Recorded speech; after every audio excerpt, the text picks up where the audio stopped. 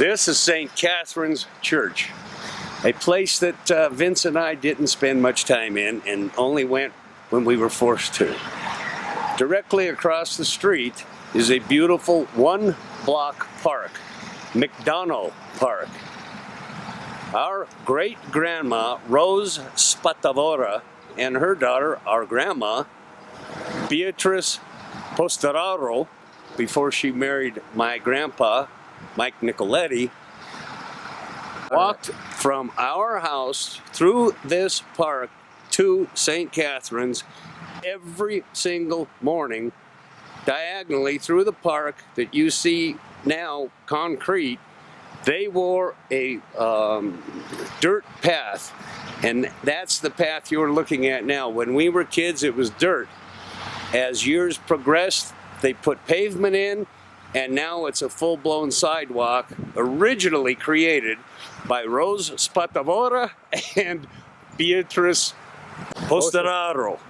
This is the other end of the path where it started, right across the street from the house.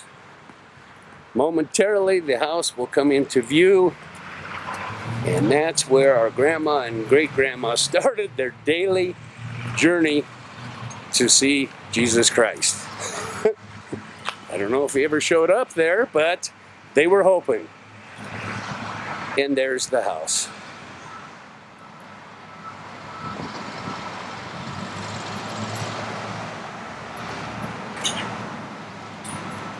Built by my grandfather, Mike Nicoletti, 1925-1926, when our dad, Vince, had just been born. They lived in a different house half a mile away when he was a baby.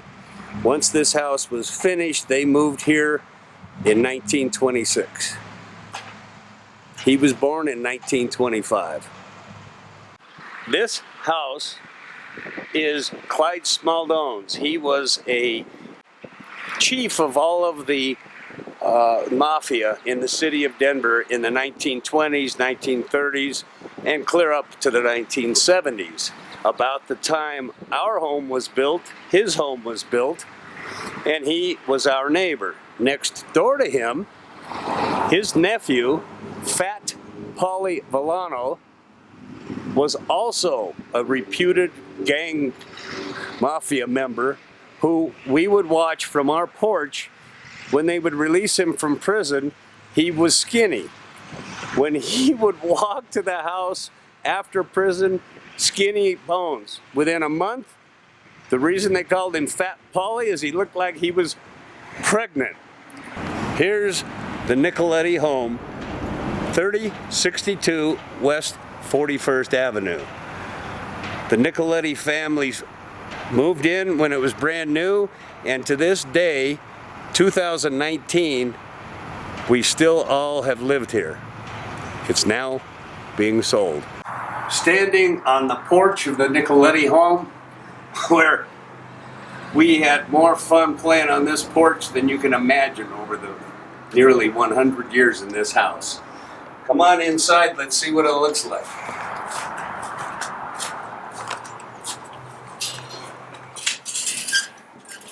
Oh, look, there I am. There's Vince taking this video. You still on? Yeah. Living room, fireplace that we never, ever, in my time here, used. Beautiful picture windows looking out to the park.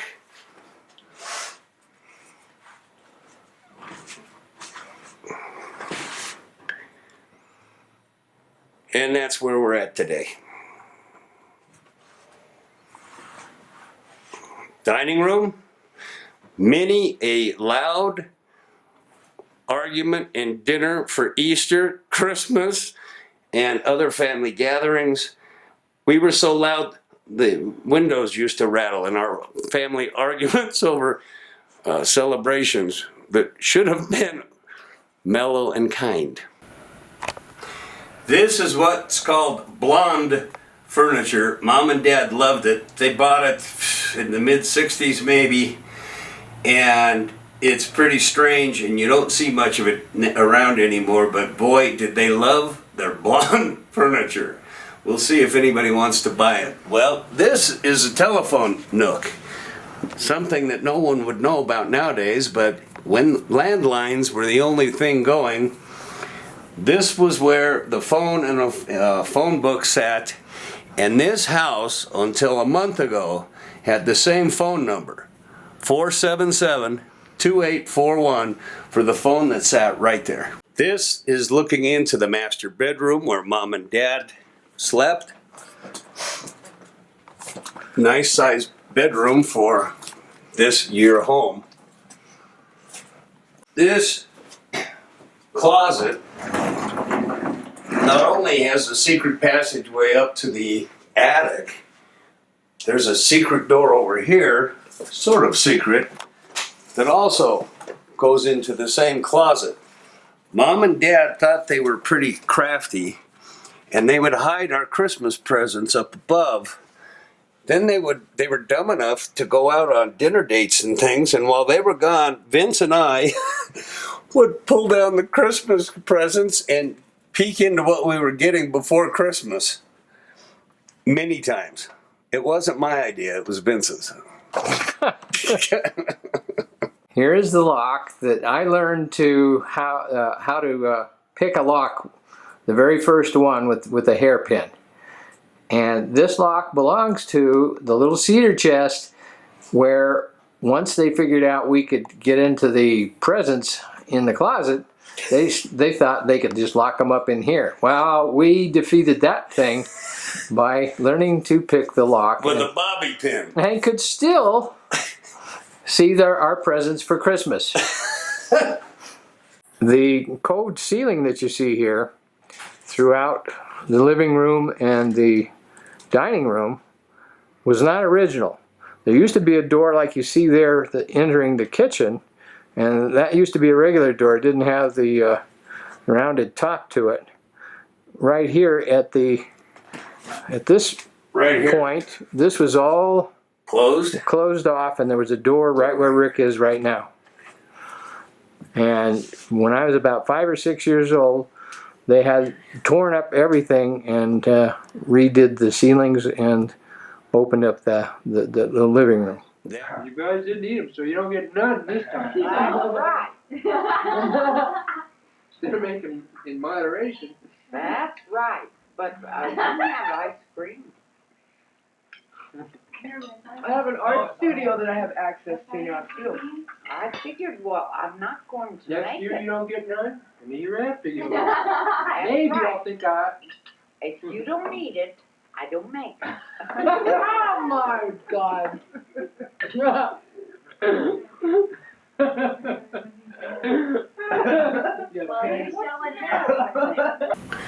And from the dining room, past the master bedroom into our hallway, with the 2 bedrooms and the bathroom, where us kids lived. The bathroom has been changed many times, but the floor is the original floor from when it was built. All the other fixtures have been replaced, but the window hasn't. That's the original window with frosted glass in it. Look at the wonderful new paper. What beautiful, this is modern paper, wallpaper, probably in the 70s was installed. This was Rick and Vince's bedroom, 2 twin beds, one on one side of the room, one on the other. And this is where Ricky and Vincey grew up in this bedroom as kids until at one point we put in, and we will see it soon, a bedroom downstairs, and Vincey moved to the cave in the basement. This is part of the original furniture that we had, that actually Rick missed the fact that we lived for a while in here in a bedroom set that matched that was a single bed, and we slept together, and the little son of a bitch always was bugging me when I was trying to sleep. Smacking him, punching him. because I was a very calm, placid child. Back into the hallway. This, when we were boys living in that bedroom, this was the TV room. And of course it was a black and white TV. Right where I'm pointing. And that's where the TV was, and we had chairs around here. Might have had a couch. And our grandpa Mike loved this room. We would sit on, was it Friday nights or Sunday nights? Friday night. And watch the fights. Gillette.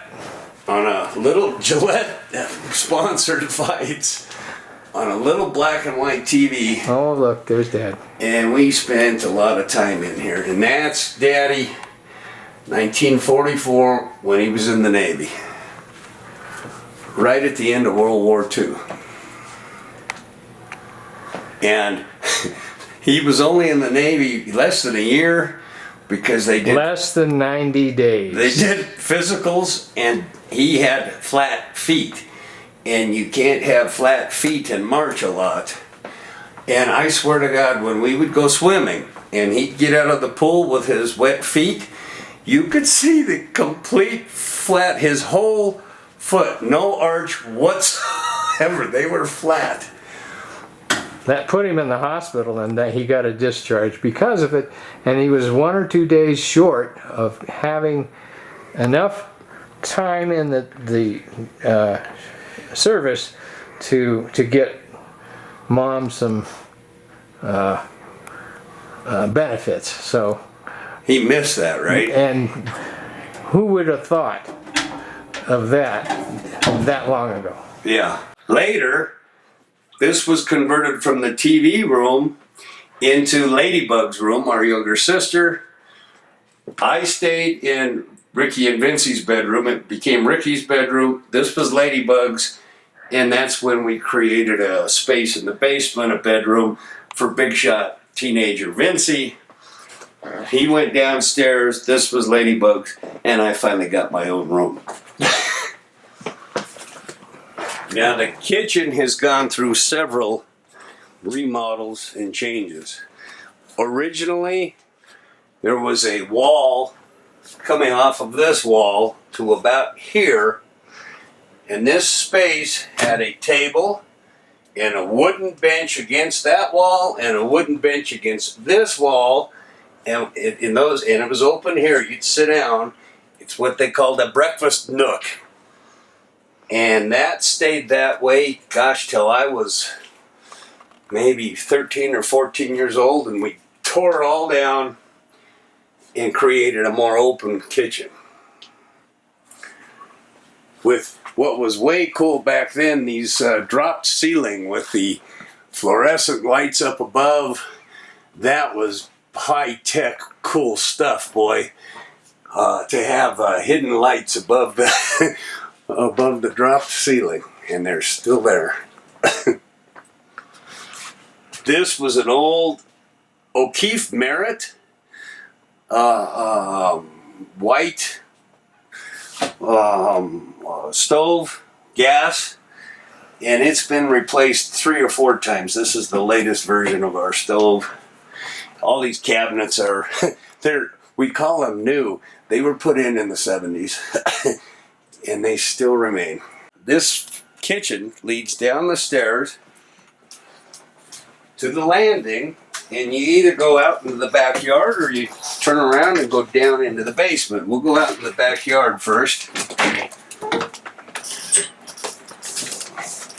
And the first thing you see when you come out is an extension of our garage that was built in the 60s. It used to be a patio where the kids would play. My dad built this extension for a work garage, the tools and so forth. Vince talked, I don't remember this, before my time there was a pine tree here. You're on, buddy. Okay, so the pine tree has some history. There is an old photograph from the 20s, or not 20s, yeah, 20s, because he was only like 5 or, no, it must have been about 30. There was a tree that was just a little bit bigger than him, a little pine tree. Yeah, right about there. And he was next to it, and his grandmother, Rose, who we talked about Making the pathway. was with him. And that tree, when I was young, when I was 6, 7 years old, I'd come out the door and I would look up, and it was as high as this tree. And then that was the first tree to go. That tree got removed. Then they had, when I was little, right where the hedge is, right in the middle of the hedge, there was a tiny little cherry tree.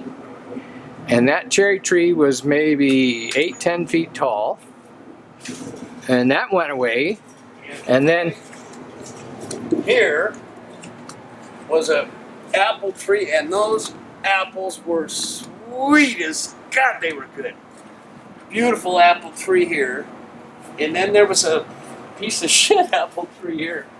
It was a different type of apple, and it was always kind of sick to this tree.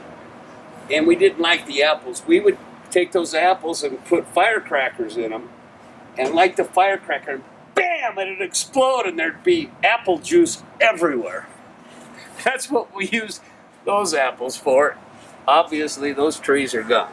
When Rick refers to the exploding apples, there was a swing set that we had right here, and it opened up to the neighbors' yards, and all we had to do is take inner tubes, tie them together, and then turn it into a giant slingshot. And so we would put the apple in the slingshot, light the firecracker, and shoot it over into the neighbors' yards. And boom! Instant applesauce. Now we've got lots of pictures of the young family, the Rose with Uncle Freddie, which was Provenzano. Yeah, Freddie Provenzano, Fritz Provenzano, who was Dad's cousin, who lived in the house with their family. All of our cousins lived in this home during the Depression. And there are pictures out here that you can see and recognize the very back of the house, just exactly as it is here. And what the hell was that? And it's really interesting to see the change from that time to now. And no sense wasting anything. This fiberglass cover used to cover what was the patio. And so when Dad built this extension onto the original garage is over there. It stops where the bricks. It stops right here. And Dad built this, and that eliminated the patio, but that top used to sit on 2 poles right over here, and it was all open patio. No sense throwing that thing away. Dad just had it stuck up there, and it's still there. And one time, I crawled up on top of there when it was flat over here to get a ball or a frisbee that got stuck up there. And I moved myself across on my belly, and when I got down, I got red, and I was itching, and it hurt like hell. Come to find out, that's made out of fiberglass. And I learned the hard way. I had stickers all through my little belly when I was like 10 years old, and I never climbed up there again, ever. We used to climb up on the roof all the time, though. Not that roof. No, this one here. Yeah. And I used to try to get up onto there, and Dad would catch me up there, and he'd yell at me, "Get the hell down! Get off of there!" And then at one point, Rick and I, on a 4th of July, got into a battle with the guy up the alley. He's like 2 houses up the alley. It was Danny Dix. Danny Dix had bought the house that he grew up in, which is on the corner up there of the alley, and we were on the roof over here shooting Pop bottle rockets at each other. at each other.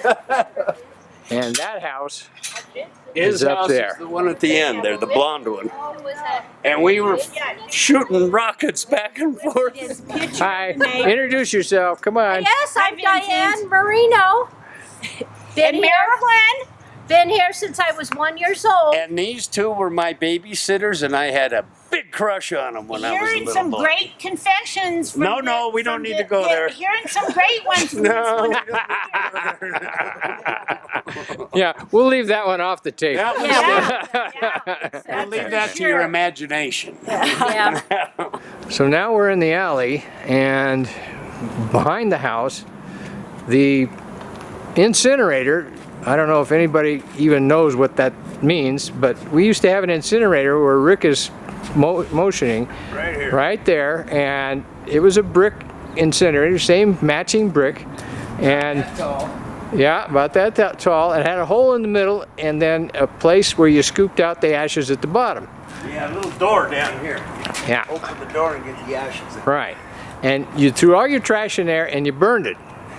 Well, one night, our neighbor, Jimmy Heineke, had his just about here. I'll zoom in. About that point right there on the corner of their garage. And he had his going so high, it must the flames were just like 10 feet coming out of it. It looked like a torch. And up the alley comes this roaring fire truck to put it out. And he looked at him like, what are you doing? I'm just burning stuff in my trash. And that's the way we used to get rid of garbage. That's how you would get rid of garbage. And then they outlawed that in the late 60s. Right. And then trying to back into this place. You know, you have a modern 1967 Pontiac trying to back into here, and you have me, a 15, 16-year-old, trying to do that. And, you know, well, I didn't do so hot the first couple times. And I scratched the side of the car trying to get in there. And it is built for a Model T, really. This side got smashed many times. Now you have to remember, in 1926, all they had were Model Ts. And a Model T is about this wide. They had all kinds of room on each side. The modern cars, we still park a car in there, but it's tight. All right, here's our garage, which has a lot of old stuff stored up above. Sure, we're getting ready to get a ladder and get all of that stuff down and see what's left. But at one time, there were items up there from the 1920s, 1930s, and we're going to find out what might be left fairly soon. Used to be some pictures up there with an oval shape to them of Gramps at his wedding and his beautiful bride. I remember this old stepladder. Oh, yeah. And it's older than me. It is. And Dad used it for every damn thing, and it's still here. I can't believe it's still here. Now, Rick has squirreled away some Model A parts. You can kind of see right now there's a Model A bumper, and we're going to clear that out and get to, he's got a motor back there. There's a model 1929 Ford Model A engine sitting underneath that mess right there. And this was done, this section was added on, but then Dad added another section on, and that section, this used to be where the patio was, and then he decided, well, I don't have enough space to store my crap, So let's close this in. so we closed this in, and that's what we were talking about earlier. This is where the patio roof used to be, and this used to be all patio. And you can see up there that they took all the doors, the really nice doors that used to be in the house, they took them down and put up stupid hollow core things, and then used that as storage. And we got them over here as well. There's So your bed. those doors might be worth something. Who knows? I think they are. Yeah, and then the bed that I used to sleep in, and Rick used to sleep in together for a while. You can see the finial on the end of that right there. All right, so we've explored the garage, the backyard, upstairs, and you come down to the landing, you make a U-turn on the other landing, and you're down to the dungeon, the basement. This basement, when I was little, was unfinished. It had concrete walls, and my dad decided to put all this paneling up himself. And I remember helping him when I was little. And at least once a week, he'd slam the hammer into his finger and it'd be black and blue. Poor Dad was not mechanical. Not very mechanical, but all of this paneling my dad put in the ceiling. We had to enclose where the old furnace had the ducts that go upstairs, and it makes it so low that you know, I'm 5'4", and I almost hit my head on it.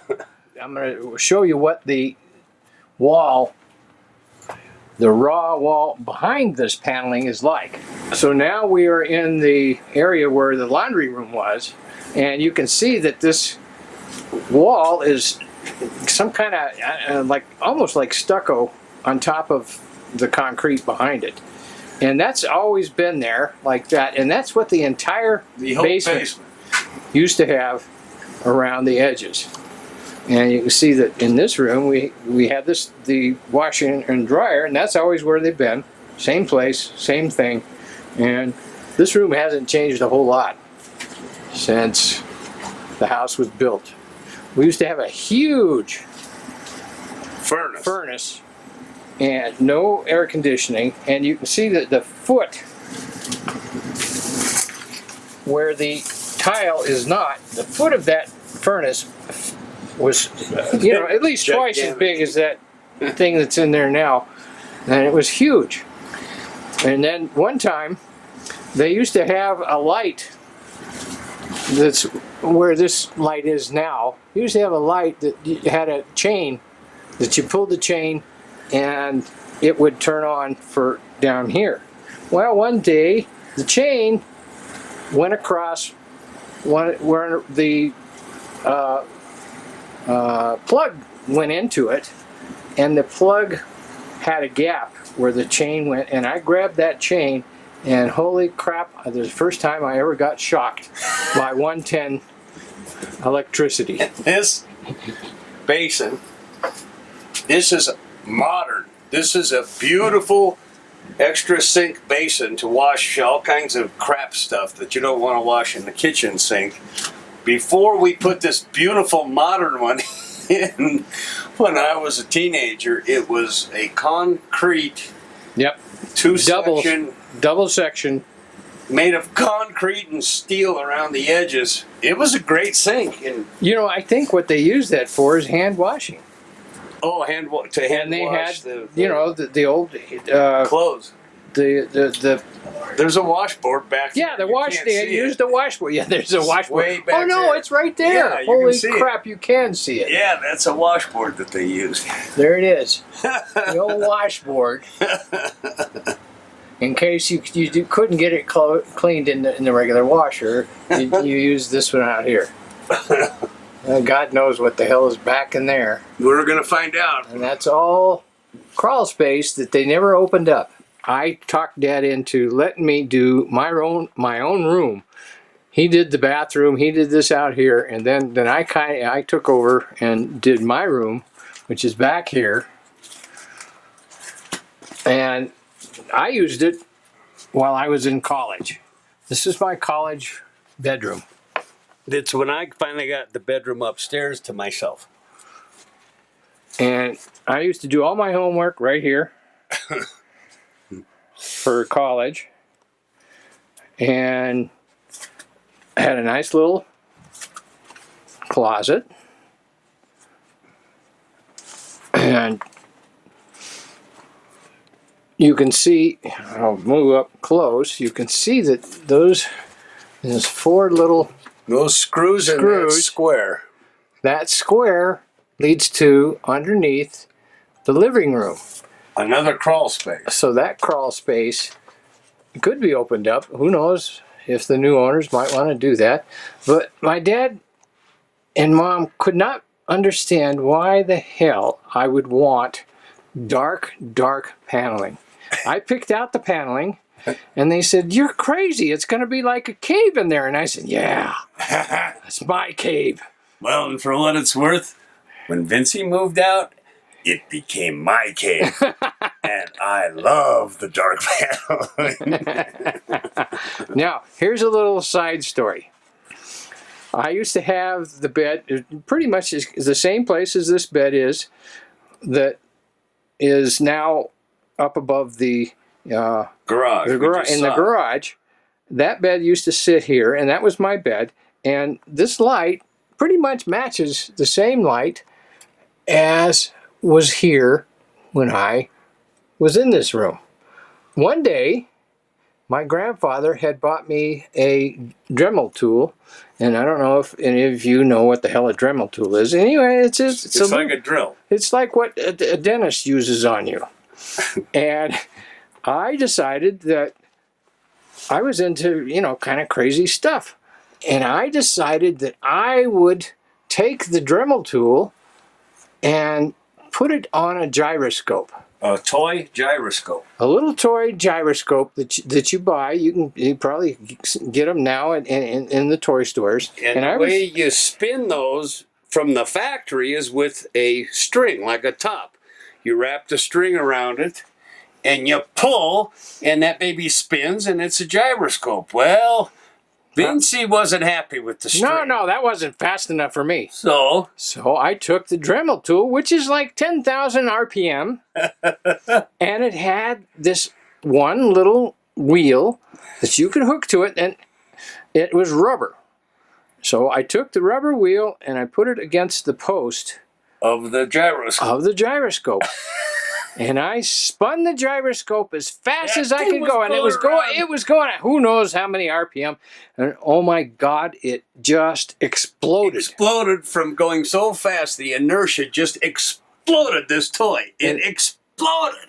The entire thing split apart, and parts of it hit this, and that shattered and fell on top of me. I was right underneath it, and holy crap! 2 or 3 of the pieces hit me. One of them hit me just under my left eye, and I went, "Wow!" I didn't realize centrifugal force could cause pot metal to explode. And that was just one of the things that I did in this room. We won't talk about that. We won't talk about those other things. Yeah. Well, we did a few things. And then the bathroom. Now, this bathroom was remodeled, 5 years ago? More than that. And it's pretty. It's sweet. This is a nice bathroom. It's the nicest part of the whole house. They actually had to come up to code for all the stuff. There was a bunch of stuff in the ceiling where the electrical was that was just so bad that, Dad and I did the electrical and they found it and went, "Oh no, this ain't gonna fly. We need to fix that." So they brought everything up to code.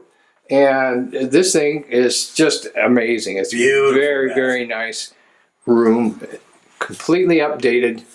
The window used to be a regular window, like you see in the rest of the house, but that had rotted so badly from the moisture from the shower that used to be in this corner over here. Yeah, over here. Yeah, that was all. I took many showers over there. And that caused so much damage that they had to completely take out that entire section and put in the glass. Now, on this wall, another 20 feet back, we're going to take this camera back outside. There's a coal chute. We got to get a picture of that. Oh, yeah, we'll get a picture of that. Where there was, you open the chute outside, we'll show you that, and the coal truck would come up in the back from the alley and dump coal down into the basement for the furnace in the old days. They used to have a coal burning furnace, and then we got, as Gramps used to say, now you're cooking with gas. Now we're cooking with gas. And that meant holy crap! You are much better. You are so modern. You don't have coal anymore. You have some gas. Gas. So let's go get a shot of the coal chute. That's cool. Oh well, we've got also the milk chute. Now they've paneled over this. Show where the milk chute used to be. Right here. Right there. You'll see the outside. And it was a two panel thing. You'd open this door, and then there's an outside door. And I guess I don't remember this. Apparently, the milkman would put the milk in there. And then, and then you'd open it and take your milk out. Something else about the milk. The milk would once they put it in there in the wintertime, that damn milk, the caps were it was a glass. Yeah, and it was a paper cap. And the paper would sometimes pop off of there because the milk would freeze, and you would have, 2 or 3 inches popsicle of a popsicle, milksicle sticking out, and that's how you'd find your milk. Here's the outside, and this is painted so tightly shut. There's no. Yeah, that doesn't open anymore. But they put the milk in there, and they close that, and then you open it from the inside. So this is the side of the house. That glass brick that we saw from the bathroom is right up here. You come back to this is a coal chute, and you lift that baby up, and that's where they would dump coal down into the basement so you could fill your furnace up with coal. Well, if you were really cool, you had a self-loader, and it would load the coal by itself. Once it would burn down inside, and that's what we had. We had a automatic loader that all they had to do is put the coal in there, and it would load itself, and then it would heat the house. I never saw that. Well, I never saw it either. Only they had that taken the coal out by the time I was a little kid, and we had the gas stove. Like I said, now you're cooking with gas. Earlier, we were talking about the cabinets that we had in the kitchen upstairs, and this is part of the original cabinets that were there when we had that old gas stove. And this used to be what we called the junk drawer. It's still basically the junk drawer. We throw all kinds of crap in there. Whatever the hell didn't fit anywhere else. And we called it the black top. Oh, go down to the black top and get something. Whatever the hell we needed. Screws or whatever else was, needing to be fixed, or that was the junk drawer. And this used to sit right next to the old, I think it was a Crosley stove upstairs in the kitchen. And all the cabinetry up there was just like that, metal and white with those chrome handles. Day 2, we got all the damn doors down, and there was every door. It's like, how many doors can be in one house? And they're all in a stack right here. It sure as hell looks a lot different when you can see the roof. When you can actually see up to the top of the roof. First time I've ever seen it in my life.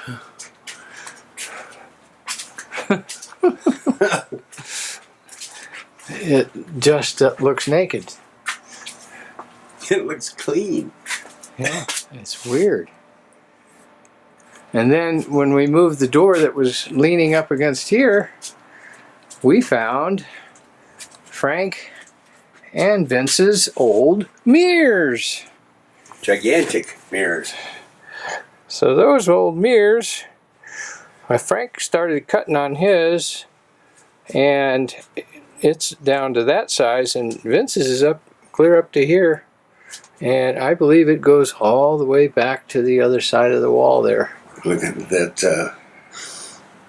That's Daddy's gigantic adding machine. Yeah. Yeah, we've looked elsewhere now. I got up into the attic, there ain't a damn thing up there, and got into the crawl space over in what used to be my room. And now this is under the stairs.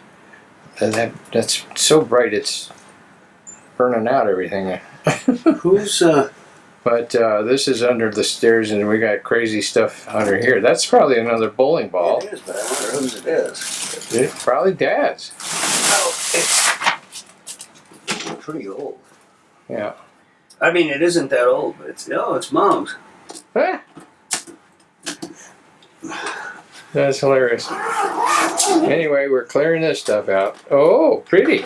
A red one, JMN, Joan Marie Nicoletti. With cute little shoes. Tons of slides and photos at the bottom. Well, show us. That's what the hell. Well, look at this. This is really cool. So we didn't think anything. Vincy and Ricky. We didn't think anything was under there. And here's the first thing we pop open is this. That's the handsome one. That's Ricky, and then the ugly guy is Vincy.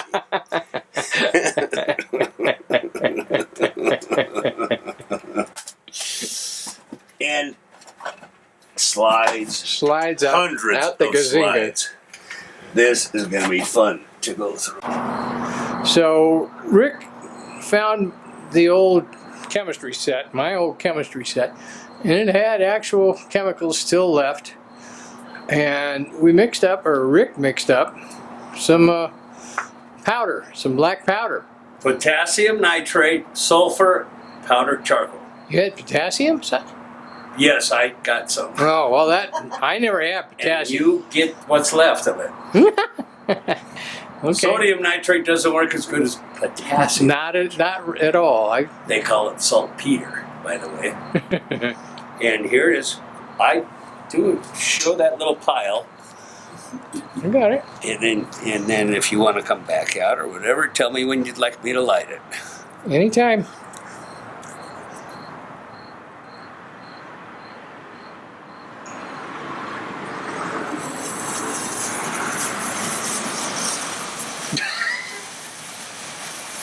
That's pretty. And we're going to start making our own fireworks down in Mexico. So here's what this looks like after it's been cleaned.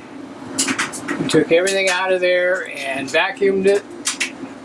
It's never, ever in my entire life looked like that. So I am still working on getting things disassembled. So far, this is the guts to the TV console stereo. It's still a pretty piece of furniture, but it's now a heck of a lot lighter now that we got all this stuff out of it. The piano is in pieces now. We got all the top part of the piano over there and leaning against the wall. We've got this down to the bare minimum. I'm getting ready to do some work on that and try to get that harp out of there and sell that, or not sell it, give it to the guy that scraps the steel for it. So I saw a thing on YouTube how to disassemble a piano, and I kind of followed what it said. Is basically just any screw you find, unscrew it, and anything else you can kind of take a saw to or whatever. But the thing that I thought was pretty amazing was the fact that in order to remove the wires, they used a cutting tool that I use on my car, a little side grinder with a diamond bit on it.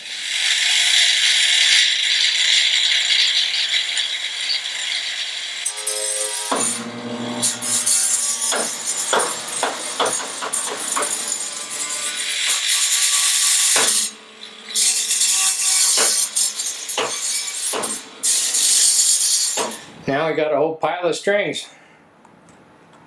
After cutting the rest of the strings, we carried the cast iron harp up the stairs. James, our good neighbor, helped.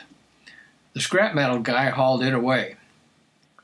Then I had to cut the rest of the piano into bite-sized pieces so they could be loaded onto my truck and taken to Rick Arndt's dumpster. He also helped rid the cigarette smoke smell with his ozone machines. Last, I had to cut this piece in half with a Sawzall because it was so heavy. After a couple of months now of trying to clean up this place, we finally got it to where it's halfway decent. And we'll go inside and see the difference.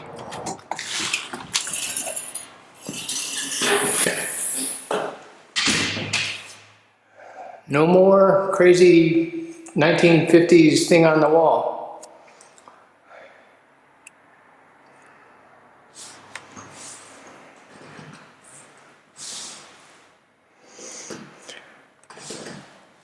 Pretty amazing.